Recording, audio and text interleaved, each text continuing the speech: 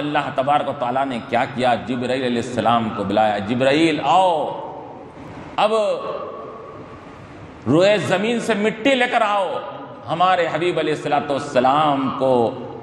بشریت کے لباس میں ہم نمودار کرنے والے ہیں۔ تو حضرت جبرائیل علیہ السلام کو حکم ہوا تو کہاں کی مٹی لے کر آئے آپ نے؟ اسی مقام کے جہاں آج حضور آرام فرما رہے ہیں، حضور آج جہاں آرام فرما رہے ہیں، مدینہ پاک کی اس آپ کے آرام کردہ اس مٹی کو حضرت جبرائیل علیہ السلام لے کر آئے۔ کیوں؟ اس وجہ سے کہ یہ جب امام الانبیاء کے بشریت کے بنانے کی بات آ رہی ہے، افضل الانبیاء کے بنانے کی بات آ رہی ہے، شاہکار دو عالم کے بنانے کی بات آ رہی ہے، تو ایسی ایسی مٹی نہیں لی جائے گی، وہی مٹی لی جائے گی، وہ لی جائے گی روئے زمین سے، جو مٹی تمام مٹیوں میں سب سے افضل و اعلیٰ ہوا کرتی ہے۔ روایت میں آتا ہے کہ وہ مٹی جو آج ہم حضور پاک علیہ السلام آرام کر رہے ہیں، جس میں مبارک سے وہ مس کر رہی ہے مٹی، وہ اس مٹی کا کیا مقام و مرتبہ ہے۔ ارے حضور کے مقام کو حد بندی کرنے والوں ذرا غور تو کرو، حضور کے مقام کو تک تم کہاں پہنچ سکتے ہو؟ حضور جہاں آرام کر رہے ہیں، وہ آرام کرنے والی جو مٹی حضور کے جسم کو مس کر رہی ہے، علماء لکھتے ہیں مواہب لدنیا میں ذکر کیا گیا ہے کہ وہ مٹی جو حضور کے جسم سے مس کر رہی ہے، وہ مٹی یہ تمام کائنات سے افضل ہے، لوح و قلم سے افضل ہے، عرش الہی سے بھی افضل ہے، عرش الہی سے بھی وہ مٹی افضل ہے کہا گیا۔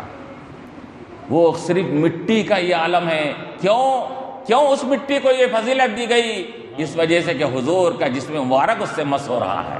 حضور کا جسم مبارک اس سے لگ رہا ہے، تو اس مٹی کو اللہ تعالیٰ نے عرش الہی سے افضل بنا دیا۔ تو وہی مٹی کو حضرت جبرائیل علیہ السلام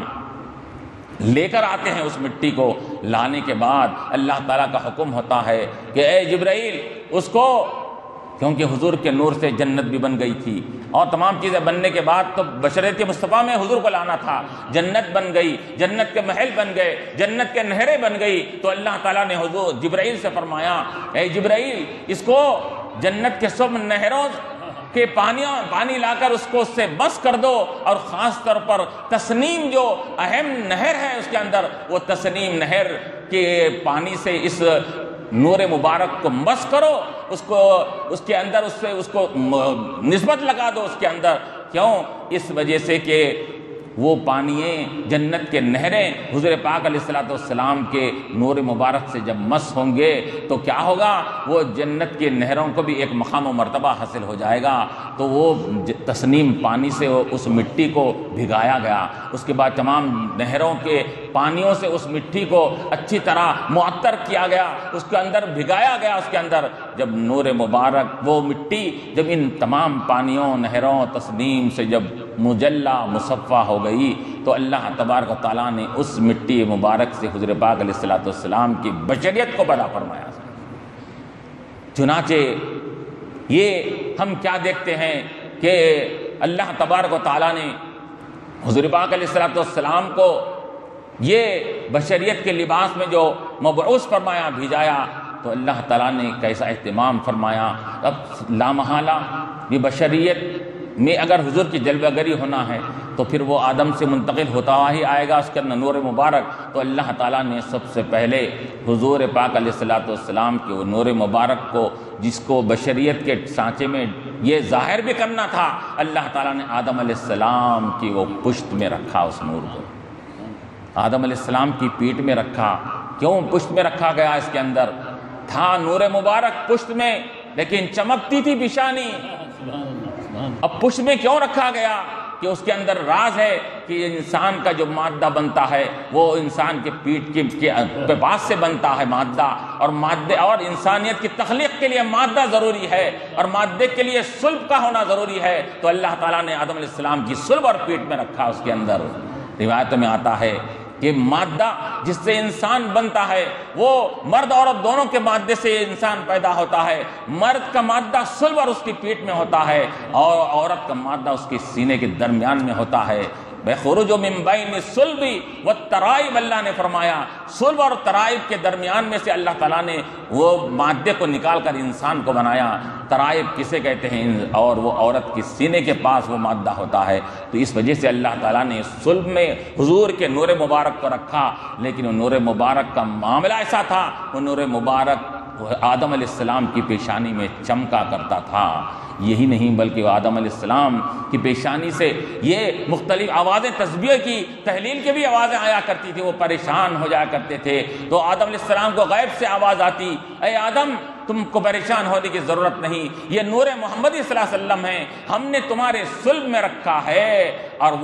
وہ نور مبارک تم سے منتقل ہوتا ہوا وہ دنیا میں نمودار ہونے والا ہے۔ تو حضرت آدم علیہ السلام کے بارے میں کیا آتا ہے روایتوں میں کہ ان کو جب حضرت حوا سے آپ کا جب ملاقات ہوئی تو اس کے بعد دنیا جب بڑھنے لگی تو آپ کو کیا ہوتا تھا کہ ہر پیدائش کے وقت میں 2 بچے پیدا ہوتے تھے، ایک بیٹا ایک بیٹی، ایک بیٹا ایک بیٹی پیدا ہوتے تھے اس کے اندر، اور اس طرح۔ لیکن جب اللہ تعالیٰ نے آدم علیہ السلام سے وہ نور کو حضرت شیس علیہ السلام میں منتقل فرمایا، حضرت آدم کے صاحبزادے شیس میں منتقل فرمایا، تو جب شیس علیہ السلام جب پیدا ہوئے تو روایتوں میں آتا ہے کہ آپ کی اولاد جب پیدا ہوتی تو ہر مرتبہ 2 بچے پیدا ہوتے، لڑکا لڑکے لڑکا لڑکے۔ شیس علیہ السلام پیدا ہوئے تو صرف تنہا پیدا ہوئے۔ اس کے اندر کیوں تنہا پیدا ہوئے؟ کیونکہ وہ نور منتقل نہیں ہو سکتا، وہ بٹ نہیں سکتا، وہ نور دوسروں کے اندر، وہ اللہ تعالیٰ اس نور کو صرف ایک ایک کے ذریعے سے منتقل کرنا چاہ رہا تھا، اس وجہ سے اللہ تعالیٰ نے شیس علیہ السلام کو تنہا پیدا فرمایا۔ تو شیس علیہ السلام میں نور منتقل ہوا، وہ شیس علیہ السلام میں نور منتقل ہو کے اس کے بعد سے پھر وہ آبا و اجداد سے ہوتا ہوا، انبیاء علیہ السلام سے ہوتا ہوا حضرت ابراہیم علیہ السلام کی صلب میں وہ نور مبارک پہنچا، اور حضرت شیس علیہ السلام سے حضرت آدم علیہ السلام یہ وصیت کر رہے تھے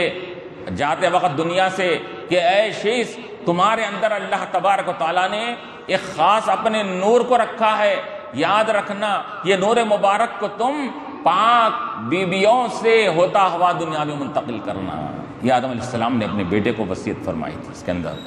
اور پھر چنانچہ حضرت ابراہیم علیہ السلام کے بعد وہ نور حضرت اسماعیل علیہ السلام میں اللہ تعالیٰ نے یہ منتقل فرمایا،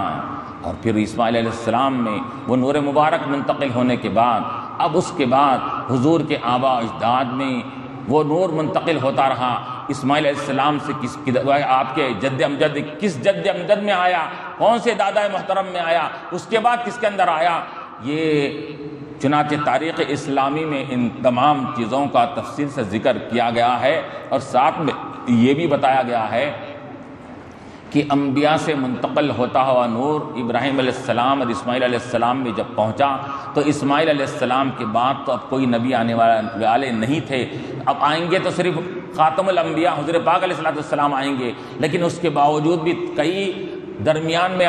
پشتے ہیں، وہاں پر کئی آبا اور اجداد سے ہوتا ہوا آنا ہے، کیونکہ فوراً اسماعیل علیہ السلام کے بعد یہ حضور کے دادا پردادا نہیں آئے ہیں، درمیان میں کئی چین وہاں پر خاندانوں کی پائی جاتی ہے اس کے اندر، تو اللہ تعالیٰ نے حضور پاک علیہ السلام کے خاندانوں کے اندر بھی ایسا اہتمام فرمایا۔ تاریخ لکھنے والوں نے لکھا اس کے اندر، تاریخ سیرت نبی میں اور یہ تاریخ اسلام میں بیان کیا گیا کہ وہ نور جہاں جہاں منتقل ہوتا وہ ذات اس زمانے کی سب ذاتوں میں اعلیٰ اور عمدہ ہوا کرتی تھی۔ ایسا نہیں کہ انبیاء تک منتقل ہوتا رہا، اللہ نے اہتمام فرما دیا، نہیں، جہاں اگر نبیوں کا زمانہ ختم ہو گیا، اب اشخاص کا زمانہ آ گیا تو اللہ نے وہاں بھی اہتمام فرمایا، یہاں تک کہ بیان کیا گیا کہ حضور کے آبا و اجداد میں کہ ہر زمانے میں جو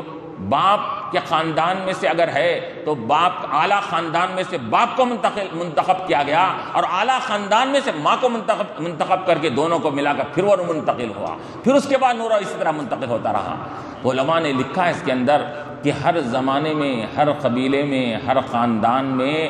جہاں جہاں یہ نور منتقل ہوا وہ اعلیٰ سے اعلیٰ گھرانوں سے ہوتا ہوا، اعلیٰ سے اعلیٰ خاندانوں سے ہوتا ہوا دنیا میں مبعوث ہوا۔ اور یہی نہیں بلکہ روایت میں کیا آتا ہے کہ حضور پاک علیہ السلام کو اللہ تعالیٰ نے جو حسن عطا فرمایا تھا، جمال عطا فرمایا تھا، خوبصورتی عطا فرمائی تھی، وہ تو خوبصورتی اپنی جگہ مسلم تھی، لیکن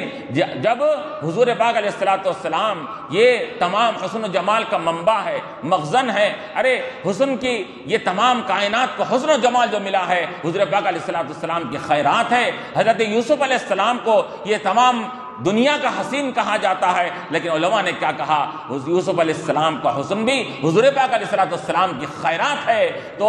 جو خیرات لے کر یوسف علیہ السلام تمام دنیا میں چمک گئے، تو اب غور کیجئے جہاں جہاں خاندانوں میں نور منتقل ہوتا رہا اس کے حسن و جمال کا کیا عالم ہوگا۔ تو روایتوں میں آتا ہے کہ ہر آپ کے آبا اجداد میں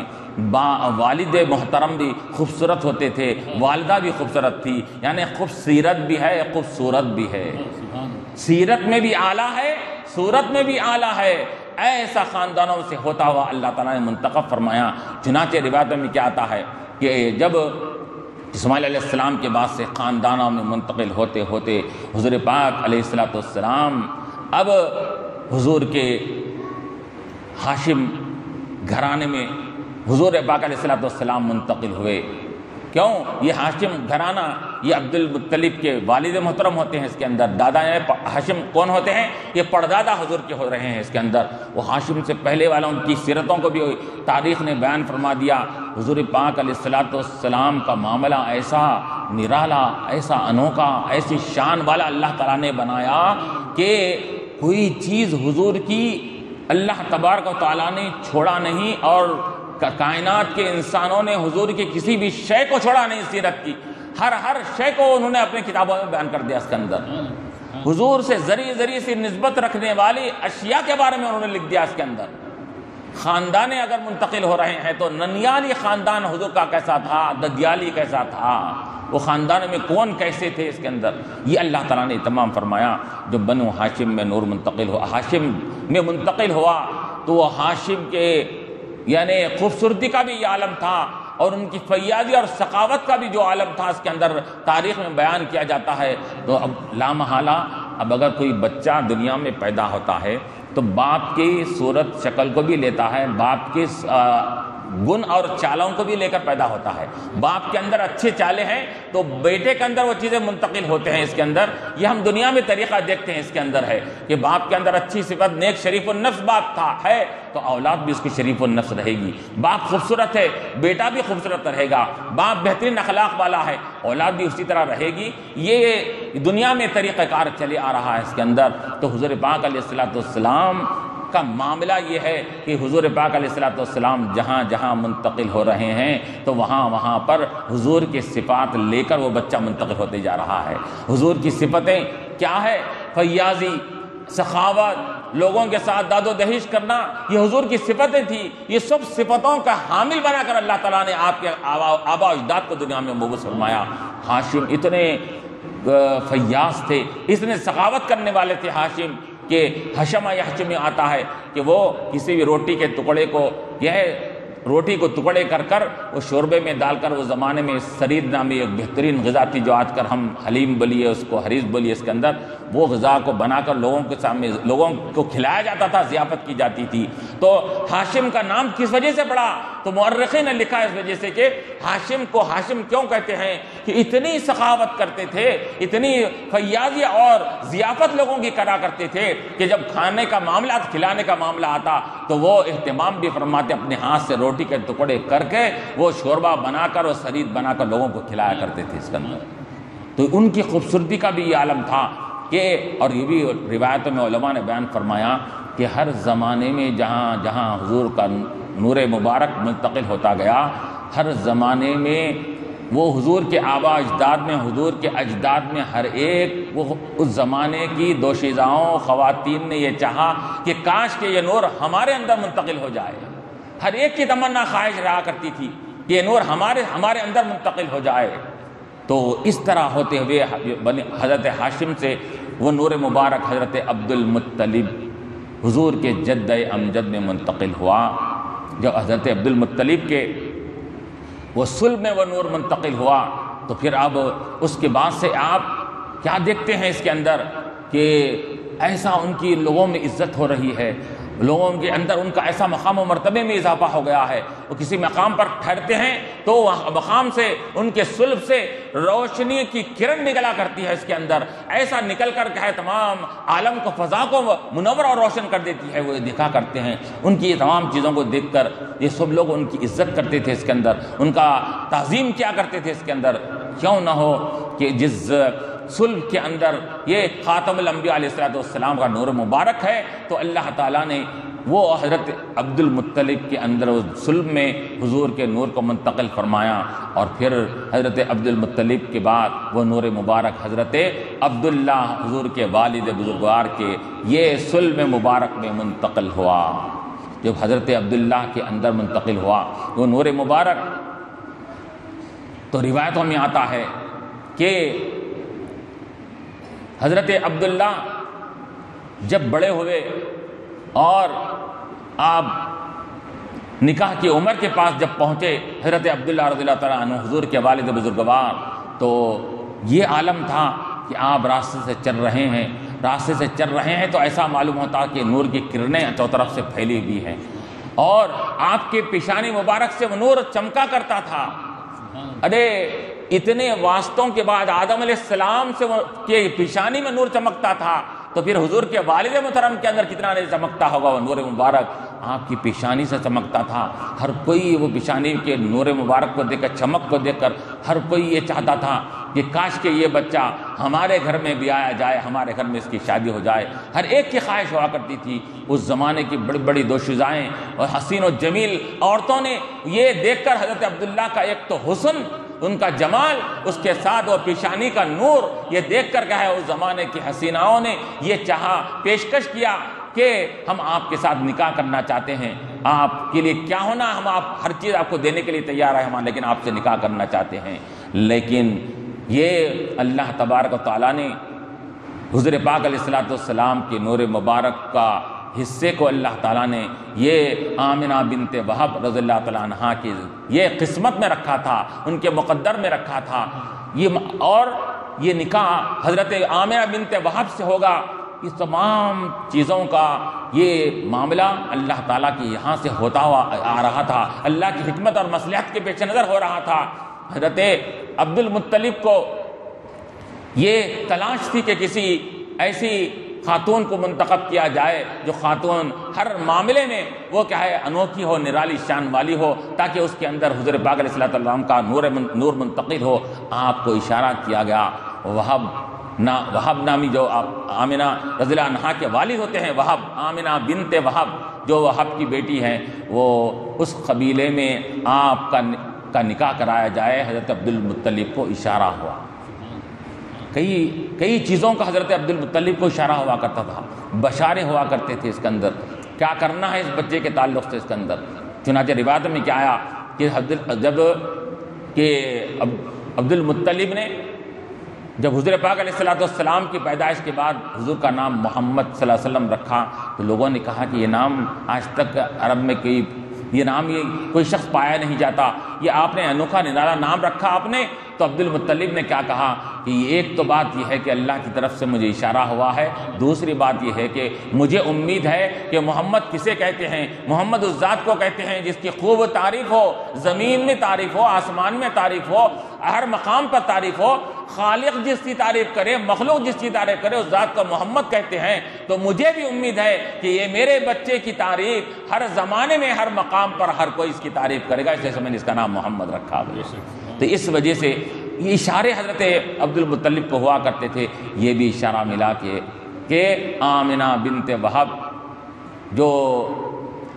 بہترین قبیلے اور خاندان کی لڑکی ہے، ان سے نکاح کرایا جائے۔ تو چنانچہ حضرت آمنہ بنت وہب سے حضور پاک علیہ السلام کا نکاح منعقد کیا جاتا ہے، اور اس کے بعد جب حضرت عبداللہ سے بی بی آمنہ کا نکاح ہوتا ہے، تو نکاح کے بعد حضور پاک علیہ السلام کا وہ نور مبارک بی بی آمنہ کے اندر منتقل ہوتا ہے اس کے اندر۔ تو حضرت عبداللہ سے وہ نکاح، وہ نور منتقل ہوا، حضرت بی بی آمنہ رضی اللہ تعالیٰ عنہا کے پاس ہوا۔ اب جیسے کہ روایتوں میں آتا ہے کہ نکاح کے بعد بالکل چند دن حضرت عبداللہ اور حضرت بیوی آمنہ کا دونوں کا ساتھ رہا، دونوں کی معیت رہی۔ اس کے بعد حضرت عبداللہ کا یہ چند دنوں کے اندر آپ کا وصال ہو گیا، انتقال ہو گیا۔ تو اللہ تبارک و تعالیٰ نے جب وہ نور کو حضرت عبداللہ سے آمنہ بنت وہب میں منتقل فرما دیا، ابھی وہ نور دنیا میں پیدا بھی نہیں ہوا، ابھی نور بی بی آمنہ کے پیٹ ہی میں ہے، اللہ تبارک و تعالیٰ نے حضرت عبداللہ کا سایہ سر سے اٹھا لیا۔ تو اب یہاں اللہ تعالیٰ نے یہاں پر ایک تو تسلی دینا تھا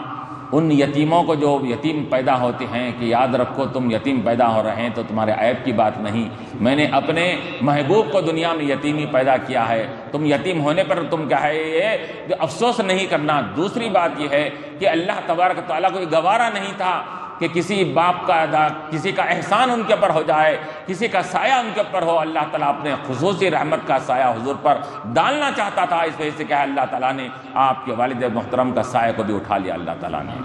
چنانچہ روایت میں آتا ہے فرشتوں نے کہا کہ بار الہ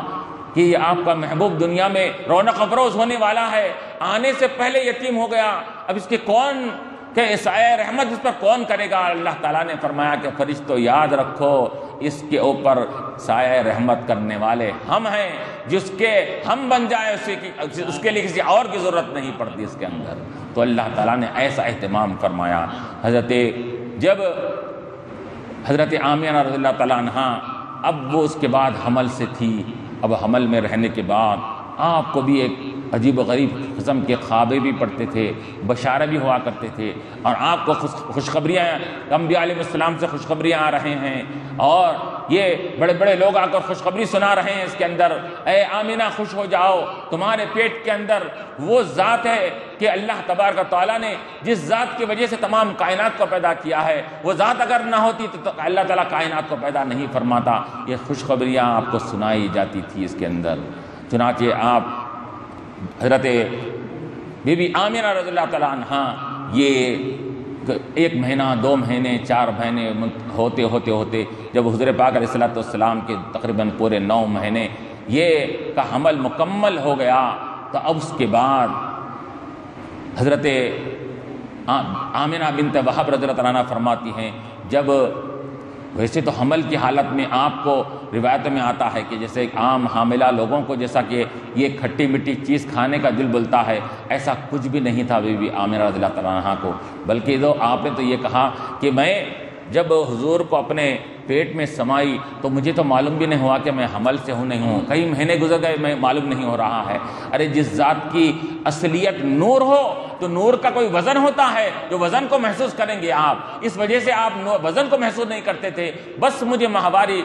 بند ہو گئی تھی، اس وجہ سے میں پہچان سکی کہ میں حمل سے ہوں، ورنہ ایسا کوئی بوجھ، کوئی پیٹ میں کے اندر کوئی وزن ایسا مجھے معلوم نہیں ہو رہا تھا، اور نہ مجھے عام عورتوں کی طرح کھٹی میٹھی کھاری چیز کھانے کو دل بولتا تھا اس کے اندر۔ کیونکہ ہر انسان جو پیدا ہوتا ہے دنیاوی لذتیں لینے کے لیے آتا ہے، یہ جو ذات محمدی صلی اللہ علیہ وسلم پیدا ہونے والی تھی یہ لوگوں کو لذتوں سے روکنے کے لیے پیدا ہونے والی ہے، خواہشات سے روکنے کے لیے پیدا ہونے والی ذات تھی، اس وجہ سے اگر لذت کا دل اگر چاہے گا تو پھر وہ کیسے لوگوں کو لذت سے کیسا روک سکتا ہے؟ اللہ تعالیٰ نے ایسا نظام فرما دیا کہ تم کو نہ کھٹے کی ضرورت ہے نہ میٹھے کی ضرورت ہے، اور عام لحاظ سے آپ نے زندگی طے کیا، اور جب 9 مہینے مکمل ہو گئے تو 9 مہینے کے بعد جب آپ کا درد ذہ کا وقت آیا، تھوڑے سے آپ کو درد محسوس ہونے لگے، جب حضور پاک علیہ الصلوۃ والسلام کی ولادت باسعادت کا جب موقع آ گیا تو اللہ تبارک و تعالیٰ نے یہ کیا معاملہ فرمایا۔ روایتوں میں آتا ہے کہ اللہ تعالیٰ نے حضرت حوا کو بھی بھیجایا، حضرت آسیہ کو بھی بھیجایا، حضرت مریم کو بھیجایا۔ یہ سب خواتین کون ہیں؟ حوا علیہ السلام یہ آدم علیہ السلام کی ہماری ماں ہوتی ہے، یہ حضرت بی بی مریم ان کا کیا مقام و مرتبہ، اللہ تعالیٰ نے ان کو کہ صلب سے ان کے پیٹ سے اللہ نے عیسیٰ علیہ السلام کو پیدا فرمایا۔ آسیہ کون؟ آسیہ جو فرعون کی جو بیوی تھی، جو فرعون کا ظلم و ستم برداشت کرنے کے باوجود بھی وہ ایمان لے آئی تھی، اور اس کی ظلم و ستم کو برداشت کر کے انہوں نے اپنے ایمان کو کھویا نہیں، اپنی جان کھو دی لیکن اپنے ایمان کو حفاظت فرمایا تھا۔ تو ان تینوں خواتین کو بھیجایا گیا، کس کے لیے بھیجایا جا رہا ہے؟ یہاں پر حضور پاک علیہ الصلوۃ والسلام کی ولادت کے وقت میں دایا گیری کرنے کے لیے، دایا کا کام جو دایا کرتی ہے وہ کام کس کے سپرد کیا جا رہا ہے؟ یہ تمام خاتون اول حوا کو بھیجایا گیا، اور اپنے زمانے کی سب سے افضل بی بی مریم کو بھیجایا گیا، بی بی آسیہ کو بھیجایا گیا، جاؤ ہمارے حبیب علیہ الصلوۃ والسلام کی دنیا میں رونق فروزی ہو رہی ہے، وہاں پر جا کر بی بی آمنہ کے پاس تم کا تعاون کرنا، اور ان کے کیا ہے تم ان کا کوپریٹ، ان کا مدد کرنا۔ اس کے اندر وہ تینوں خواتین آتی ہیں، باہر فرشتوں کی جھرمٹ ہے، وہاں پر پورے فرشتے اطراف سے، مکان کے اطراف سے گھیرے ہوئے ہیں، حضور پاک علیہ الصلوۃ والسلام کے اطراف، مکان مبارک کے اطراف گھیرے ہوئے ہیں۔ یہ تینوں خواتین اندر جاتی ہے، بی بی آمنہ فرماتی ہے میں نے کیا دیکھا؟ اب آپ کو تو معلوم نہیں تھا کون خواتین ہیں، میں نے دیکھا لمبی لمبی خوبصورت گورے رنگ کی خواتین میرے سامنے ہیں، اور میرے ولادت کے وقت میں یہ لوگ تعاون کر رہی ہیں اس کے اندر۔ تو جیسا ہی اب چنانچہ اب ہم جو اہتمام جو کرتے ہیں 12 ربیع الاول کے دن، ربیع الاول کے مہینے میں، یہ ہم حضور پاک علیہ الصلوۃ والسلام کی ولادت کی خوشی مناتے ہیں، اور حضور پاک علیہ الصلوۃ والسلام کی پیدائش کی جو خوشی مناتے ہیں وہ اسی وجہ سے کہ حضور پاک علیہ الصلوۃ والسلام یہ بشریت کے لباس میں کب پیدا ہوئے؟ 12 ربیع الاول کے دن پیدا ہوئے۔ تو علماء نے کیا لکھا کہ جب 12 ربیع الاول کا دن آیا تو اس وقت کا کیا سما تھا، کیا معاملہ تھا، کہ فضاؤں میں کیا وہاں پر پر نورانی سما تھا، وہاں پر اس کا کوئی اندازہ نہیں لگایا جا سکتا۔ ارے ہر کوئی انتظار میں تھا کہ وہ کب گھڑی آئے گی 12 ربیع الاول کی، کہ جو وجہ تخلیق کائنات دنیا میں نمودار ہونے والا ہے، ہر ایک کو انتظار تھا۔ حضور پاک علیہ الصلوۃ والسلام کی ولادت ہونے والی ہے، ادھر ولادت ہونے والی ہے، اس سے پہلے ہی اللہ تبارک و تعالیٰ نے کیا اہتمام فرمایا کہ حضور کا ولادت ہوگی 12 ربیع الاول کو، لیکن اللہ تعالیٰ نے یہ 12 دن پہلے ہی سے 1 ربیع الاول سے اس مہینہ کا نام ہی ربیع رکھ دیا۔ فصل بہار کا موسم کو ربیع کہتے ہیں، بہار والے موسم کو ربیع کہتے ہیں۔ روایتوں میں آتا ہے کہ حضور کی آمد ہونے والی ہے، لیکن ادھر کیا ہو گیا؟ آنے سے پہلے ہر چیز میں نکھار پیدا ہو گئی، چمنوں میں سرسبزی شادابی آ گئی، اور ادھر کیا ہے پھولوں میں رانائی آنے لگی، ادھر درختوں کے اندر یہ نکھار پیدا ہونے لگا، ہر شے کے اندر برکت ہی برکت آنے لگی، بہار ہی بہار آنے لگی، فصلوں میں بہار آ گئی، پیداوار میں برکت ہونے لگی۔ اس کے اندر ابھی حضور بھی نمودار نہیں ہوئے، ابھی دنیا میں تشریف نہیں لائے۔ ایسا اللہ تعالیٰ نے اہتمام فرمایا کہ ہر چیز کے اندر، ہر چیز کی رونق بھی بڑھ گئی، ہر چیز کی برکت بھی بڑھ گئی، ہر کائنات کی جو چیزیں تھیں اس سب کے اندر اللہ تعالیٰ نے یہ سب روشنی ہی روشنی اور برکت ہی برکت رکھ ڈالی۔ چنانچہ جب حضور پاک علیہ الصلوۃ والسلام 12 ربیع الاول کے دن دنیا میں یہ تمام کائنات کو جگمگانے کے لیے، روشن کرنے کے لیے دنیا میں حضور پاک علیہ الصلوۃ والسلام تشریف لائے، اور جب آپ کی پیدائش ہوئی تو کیا معاملہ ہوا؟ بی بی آمنہ فرماتی ہیں میرا یہ نور نظر دنیا میں ایسا پیدا ہوا، اور میں نے کیا دیکھا؟ نظر اٹھا کر جو دیکھا تو میں کیا دیکھتی ہوں؟ مکے میں بیٹھ کر بصرہ اور شام کے محلات کو میں نے دیکھ لیا یہاں سے بیٹھ کر، یہاں سے وہاں تک نور ہی نور ہے، یہاں سے وہاں تک چمک ہی چمک ہے، روشنی ہے، یہ تمام چمک میں نے یہاں بیٹھ کر وہاں کی روشنی کو میں نے دیکھ لیا اس کے اندر۔ اور پھر بی بی آمنہ رضی اللہ عنہا کیا فرماتی ہے کہ یہ نور، یہ بچہ، یہ میرا لخت جگر جب دنیا میں پیدا ہوا تو یہ دنیا میں پیدا ہونے کے بعد یہ ہر ایک کو ہم کیا دیکھتے ہیں کہ وہ دنیا میں جب پیدا ہوتا ہے تو اس کی کیا ہوتا ہے؟ ناف اس کی ماں کے ساتھ، رحم کے ساتھ لگی ہوئی ہوتی ہے، اس کو کاٹا جاتا ہے، اس کے اندر کاٹنے کے بعد ماں کے رحم سے اس کے تعلق کو توڑا جاتا ہے اس کے اندر۔ لیکن بی بی آمنہ فرماتی ہیں میں نے اس بچے کا معاملہ دیکھا، بچہ انوکھا نرالا، اس کی تخلیق بھی نرالی، اس کی ولادت بھی نرالی تھی کہ یہ ایک تو ختنہ شدہ پیدا ہوا، دوسرے اور ناف بریدہ پیدا ہوا کہ ناف خود بخود نکلی بھی تھی، نکالنے کی ضرورت نہیں۔ آج طب اور سائنس کو اگر معلوم کر لیا جائے، ڈاکٹر سے معلوم کر لیا جائے کہ اگر وہ ناول جو ہوتی ہے اس کو ناول جو کہتے ہیں، اگر وہ ٹوٹ جائے اگر، تو ماں کے بچے دانی سے تعلق ختم ہو جاتا ہے اور بچے کی نشو و نما نہیں ہو سکتی، بچہ بھی مر جا سکتا ہے، ماں بھی مر جا سکتی ہے، اس کا تعلق کنیکشن رہنا پیدائش کے بعد تک ضروری ہے، ہر ایک ڈاکٹر یہی کہے گا اس کے اندر۔ لیکن معاملہ یہاں پر انوکھا نرالا ہے، یہاں پر ماں کے وہ جنین میں آنے والے خون غذا بنتا ہے بچے کے لیے، تو وہ بچے کے خون غذا بننے کے لیے وہ عامل کا ہونا ضروری ہے۔ یہاں غذا کی کیا ضرورت ہے؟ جو ذات کو اللہ نے نور بنا کر دنیا میں پیدا فرمایا، وہ ذات کسی کھانے کی محتاج نہیں، کسی خون کی محتاج نہیں۔ اللہ نے بتلا دیا، لوگوں دیکھو میرا محبوب دنیا میں آیا تو یہ غذا لے کر نہیں آیا، بغیر غذا کے آیا ہے، ہم اپنی نورانی غذا اس کو پہنچا رہے تھے۔ اس کے اندر ناف نکلی ہوئی تھی، آنول نکلی ہوئی تھی، اس کے اندر اللہ نے ایسا پیدا فرمایا۔ اور چنانچہ حضور پاک علیہ السلام یہ دنیا میں بچہ آتا ہے، روتا ہوا آتا ہے، اور بچہ پیدا ہوتا ہے تو وہ اس کے معاملات الگ ہوتے ہیں، لیکن حضور پاک علیہ السلام کے تعلق سے کیا آتا ہے؟ جب آپ دنیا میں رونق افروز ہوئے تو پیدا ہونے کے ساتھ ہی آپ سجدے میں رونق افروز ہو گئے، سجدے میں چلے گئے آپ۔ اور یہ روایتوں میں یہ بھی آتا ہے، اور اپنی شہادت کی انگلی کو آپ نے آسمان کی طرف بلند کر کر فرمایا کہ لا الہ الا اللہ انی محمد رسول اللہ، کہ میں اللہ کا رسول ہوں، اللہ کی وحدانیت کی بھی گواہی دیا، اپنی رسالت کی بھی آپ نے گواہی دیا اس کے اندر۔ تو یہ حضور پاک علیہ السلام کی رونق افروزی، یہ 12 ربیع الاول دوشنبے کے دن، پیر کے دن اللہ تعالیٰ نے یہ آپ کی دنیا میں تشریف آوری کا معاملہ فرمایا۔ علماء نے فرمایا کہ حضور پاک علیہ السلام کو اللہ تعالیٰ نے یہ پیر کے دن، دوشنبے کا دن تھا، 12 ربیع الاول تھی، حالانکہ دیکھا جائے تو تاریخ کے لحاظ سے دیکھا جائے تو پیر کا دن بھی فضیلت والا نہیں تھا اس زمانے میں، اور نہ ربیع الاول کا مہینہ فضیلت والا تھا۔ مہینہ اگر فضیلت والا ہے تو وہ رمضان کا تھا، اور دن اگر فضیلت والا تھا تو جمعے کا دن تھا، لیکن اللہ تبارک و تعالیٰ نے نہ جمعے کے دن کو منتخب فرمایا، نہ رمضان کے مہینے کو منتخب فرمایا۔ کیونکہ بتانا یہ مقصد تھا کہ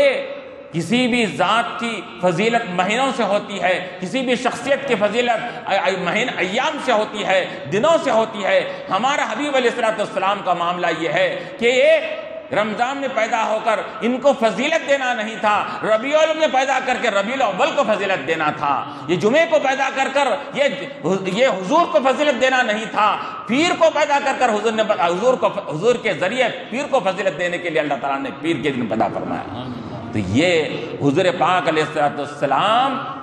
کسی سے فضیلت لینے کے لیے نہیں، اب تمام فضیلتیں لوگوں میں بانٹنے کے لیے دنیا میں پیدا ہو گئے اس کے اندر۔ تو فضیلت والی شے سے آپ کو نسبت کی جا کر آپ کی فضیلت میں اضافہ نہیں کیا جاتا ہے، بلکہ جو چیز آپ سے منسوب ہو جاتی ہے وہ بھی فضیلت والی بن جاتی ہے اس کے اندر۔ اسی طرح اللہ تبارک و تعالیٰ نے جب آپ کے نور مبارک کو دنیا میں مبعوث فرمایا تو اب روایتوں میں آتا ہے، بہت ہی وہ ولادت کے واقعات بھی بڑے ہی یہ تفصیل طلب ہیں، اس کے اندر کیا اہتمام ہوتا ہے کہ اب روایتوں میں آتا ہے کہ سب سے پہلے وہ دیدار کرنے کے لیے اللہ تعالیٰ نے کس کو منتخب فرمایا کہ سب جنوں کو روک دیا گیا اور کہا گیا کہ پہلے ٹھہرو، سب وہاں پر فرشتے ٹھہرے ہوئے ہیں، وہاں پر خاندان کے لوگ ٹھہرے ہوئے ہیں، وہاں پر سب لوگ عزیز و اقارب ہے، دوست احباب ہے، لیکن کیا گیا، جبرائیل علیہ السلام کو حکم دیا گیا اس بچے کو پہلے زمین و آسمان مشرق و مغرب کو گھماؤ پہلے، اس کے بعد سب لوگوں کو بعد میں دیدار کرانا۔ تو وہ حضرت جبرائیل علیہ السلام وہ بچے کو لے کر مشرق کی طرف جاتے ہیں، مغرب کی طرف جاتے ہیں، شمال کی طرف جاتے ہیں، جنوب کی طرف پوری سیر کرا کے لاتے ہیں۔ علماء کیا فرماتے ہیں، کیا بولتے ہیں اس تعلق سے کہ کیوں سیر کروائی گئی، کہ بتلایا گیا اے محمد صلی اللہ علیہ وسلم آپ دنیا میں رونق افروز ہوئے ہیں، یاد رکھیے آپ کا ڈنکا مشرق میں بھی بجنے والا ہے، آپ کا ڈنکا مغرب میں بھی ہوگا، آپ کی یہ چرچا شمال میں بھی ہوگا، آپ کا چرچا جنوب میں بھی ہوگا، آپ کی حکومت کسی ایک خطے کے ساتھ نہیں ہے، ہر نبی ایک خطے کے لیے آیا تھا۔ اب آپ تمام کائنات کا چکر لگا کر بتا رہے ہیں کہ حبیب علیہ السلام آپ کی یہ حکومت اور آپ کی تمام بادشاہی تمام کائنات پر رہنے والی ہے۔